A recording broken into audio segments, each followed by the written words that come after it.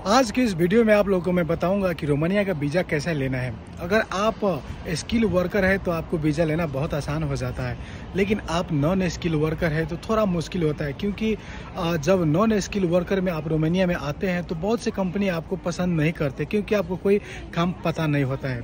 जिसको काम पता होता है उन लोगों का बहुत डिमांड होता है। वीज़ा लेने के लिए सबसे पहले आपको डॉक्यूमेंट आपके पास होना चाहिए। वो डॉक्यूमेंट क्या है? डॉक्यूमेंट आपको पासपोर्ट, सीवी, पुलिस रिपोर्ट और एक पीपी साइज फोटो होना चाहिए आपके पास। अगर ये 4 डॉक्यूमेंट आपके पास है तो आप रोमानिया के लिए अप्लाई कर सकते हैं। रोमानिया में वीज़ा अप्लाई करने के लिए रोमानिया का ऑनलाइन वेबसाइट भी है, वहाँ से भी आप लोग ऑनलाइन अप्लाई कर सकते हैं, लेकिन अभी बंद हो चुका है अक्टूबर तक के लिए। तो ऐसे हालातों में आप लोगों को किसी एजेंट या किसी कंसल्टेंसी या किसी मेन पावर को हायर करना होगा, उसके पास जाना होगा और वहाँ पर आपका डॉक्यूमेंट है वो सबमिट करना होगा। वो लोग आपके लिए अप्लाई कर देंगे। जब वो लोग आपके लिए अप्लाई कर देंगे आपका डॉक्यूमेंट, तो जिस कंपनी में आपका डॉक्यूमेंट अप्लाई होगा उस कंपनी से आपका जॉब ऑफर लेटर आएगा। उसके बाद आपका वर्क परमिट आएगा। वर्क परमिट आने के बाद आपका ऑनलाइन डेट आएगा, जिस डेट पर आपको जाकर इंटरव्यू देना होगा। इंटरव्यू देने के बाद आपको 1 महीना वेट करना होता है रिजल्ट के लिए। आपका रिजल्ट अगर पॉजिटिव है तो श्रम करना होगा और उसके बाद फ्लाइट टिकट लेना होगा, आना होगा। अगर आप इंटरव्यू फेल होते हैं तो ऐसी अवस्था में आपका जितना भी प्रोसेस किया होता है वो सब जाया हो जाता है, यानी कि बेकार हो जाता है। फिर से अप्लाई करना होगा और फिर से सेम प्रोसेस में जाना होता है। रोमानिया में जब आप आ जाते हैं उसके बाद आपका काम शुरू होता है। कई लोग सप्लाई कंपनी में आते हैं, कई लोग डायरेक्ट कंपनी में आते हैं। जो लोग कंपनी में आते हैं उनका आज आया कल से ही काम शुरू होता है, लेकिन जो लोग सप्लाई में आते हैं उन लोगों के लिए थोड़ा मुश्किल होता है। अगर शुरुआत में काम नहीं है तो थोड़ा दिन बैठना भी होता है, और कुछ दिन बैठने के बाद कुछ लोग घबरा जाते हैं कि मैं फंस गया हूँ, मैं कहाँ पर आ गया हूँ, मुझे काम नहीं मिल रहा है, ऐसे सोचने लगता है। पर ऐसा होता नहीं है। 1 महीना, 1.5 महीना या 10 दिन बैठने के बाद आपको काम ज़रूर मिलते हैं, ओके। लेकिन जब डायरेक्ट कंपनी में आते हैं तो कंपनी में आने का एक नुकसान भी है। वो क्या है मैं आपको बताता हूँ। जैसे कि आप डायरेक्ट कंपनी में आते हैं तो वहाँ पर अगर आपका जो भी काम मिलता है वो काम अगर आपको पसंद नहीं है तो तुरंत आप काम चेंज नहीं कर सकते हैं, क्योंकि जो कंपनी आपके वीज़ा देते हैं, जो कंपनी आपको नेपाल या इंडिया, बांग्लादेश से बुलाते हैं, वो लोग नहीं चाहते कि आप आए और काम पसंद नहीं है तो आप भाग जाए। ऐसा कोई भी नहीं चाहता है। तो ऐसे हालातों में आपको कंपनी से निकलने नहीं देता है। तो ये एक नुकसान हुआ डायरेक्ट कंपनी में आने का। लेकिन फ़ायदा भी होता है, जब आपका काम अच्छा है तो आपको अच्छा काम भी रहता है, सैलरी भी अच्छा रहता है, तो आप उसी में काम करते हैं। लेकिन सप्लाई में आते हैं, अगर आपका कंपनी अच्छा नहीं मिला तो आप चेंज कर सकते हैं। सप्लाई में आने का ये फ़ायदा होता है कि जो भी काम आपको मिलता है वो काम अगर आपको पसंद नहीं है तो आप इमीडिएटली चेंज कर सकते हैं, दूसरे कंपनी में जा सकते हैं, वहाँ से रिलीज़ लेके दूसरे में जा सकता है। तो बहुत लोग बोलते हैं कि सप्लाई कंपनी ख़राब होता है, सप्लाई में नहीं आना चाहिए। मेरे नज़र में यहाँ पर जितने भी लोग सप्लाई में आए हैं वो लोग कम से कम 10 कंपनी चेंज करते हैं, 20 कंपनी चेंज करते हैं। क्यों? उनको काम पसंद नहीं होता है तो उसमें काम वो नहीं करता है। लेकिन आप डायरेक्ट कंपनी में आते हैं तो आपको कंपनी अच्छा हो या ना हो उसी कंपनी में रहना होता है 1 साल तक। अगर 1 साल तक आप उसी कंपनी में रहते हैं तो 1 साल के बाद कंपनी जाने दे ना जाने दे उससे कोई फ़र्क नहीं पड़ता है। आप वहाँ से निकल सकते हैं, दूसरा कंपनी में जा सकते हैं। रोमानिया में आने के बाद अगर आपको रोमानिया देश ही ना पसंद पड़े तो आप यहाँ से दूसरा कंट्री भी जा सकते हैं। जैसे कि रोमानिया फुल सेंजन हो चुका है। यहाँ पर सेंजन कंट्री में 28 कंट्री है, जिसमें Germany, France, Italy, Spain, Luxembourg, Switzerland, Denmark है ना, बुल्गारिया, क्रोएशिया, पोलैंड जैसे कई देश है जो सेंजन एरिया में है। रोमानिया भी 2025 में फुल सेंजन हो चुका है। अगर आप रोमानिया में आते हैं तो रोमानिया से आपको 28 और देश में जाने को मिलता है, जो कि बिना वीज़ा का जाने को मिलता है।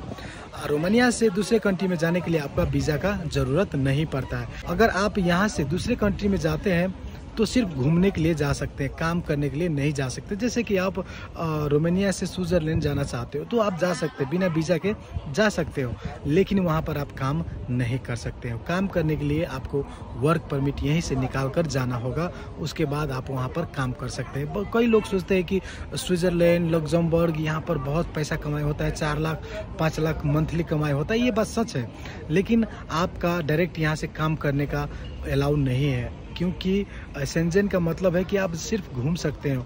अगर काम करना चाहते हो तो रोमानिया में ही रह के आप वहाँ का वर्क परमिट निकालें, उसके बाद आप वहाँ पर जाइए, काम कीजिए और जितना वहाँ पर लोग कमाते हैं 4 लाख 5 लाख आप कमा सकते हैं। ऐसा कोई बात नहीं है, कमाने का कोई दिक्कत नहीं है, कमा सकते हैं और जा भी सकते हैं। अगर आप सोचते हैं कि मैं रोमानिया में आकर वहाँ Germany, France, Italy, Switzerland, Denmark है ना, लग्जमबर्ग का वीज़ा कैसे निकाले, वर्क परमिट कैसे ले, तो जैसे कि नेपाल में एजेंसी है आपको रोमानिया पठाने के लिए, कंसल्टेंसी है, मैन पावर है, वही से रोमानिया में भी एजेंसी बहुत सारे एजेंसी है जो आपको जर्मनी का वर्क परमिट निकालते हैं, स्विट्ज़रलैंड का निकालते हैं, लग्जमबर्ग का निकालते हैं।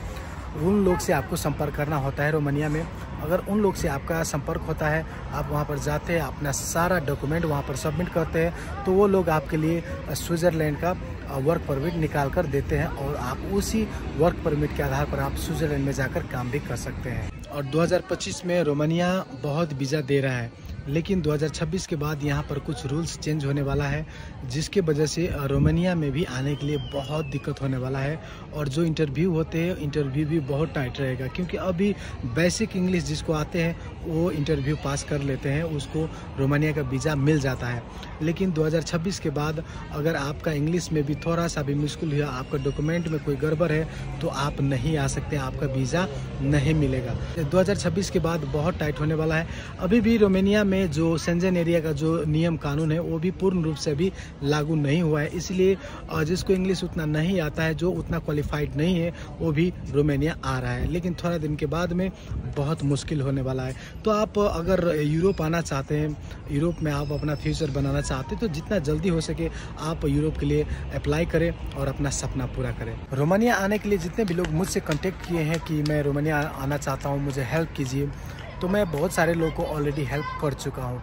अगर आपको भी रोमानिया आने में कोई परेशानी है, कोई दिक्कत फेस करने को मिल रहा है, तो आप मुझे मैसेज कर सकते हैं। मैं जितना सकूँगा मैं आप लोगों का मदद, सहयोग, हेल्प ज़रूर करूँगा, क्योंकि मैं चाहता हूँ कि मैं जब तक यहाँ पर हूँ, मेरे वजह से अगर कोई अपना फ्यूचर बना रहा है, कोई अपना भविष्य बनाएगा, तो मुझे बहुत खुशी होगी। क्योंकि इस दुनिया में कोई भी परमानेंट नहीं है, जो इंसान जन्म लिया है उसको मरना तय है।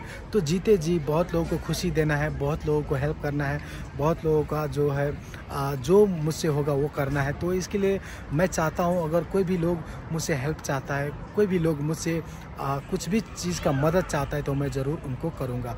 क्योंकि मैं भी जब रोमानिया आया था तो मुझे भी किसी ने हेल्प किया था। मैं किसी मैन पावर, किसी कंसल्टेंसी, किसी एजेंट के मार्फत नहीं आया हूँ। यहाँ पर एक दोस्त मेरा था, उसको मैं बोला था कि मैं आना चाहता हूँ, तो उसने बोला कि आप अपना डॉक्यूमेंट पठाइए।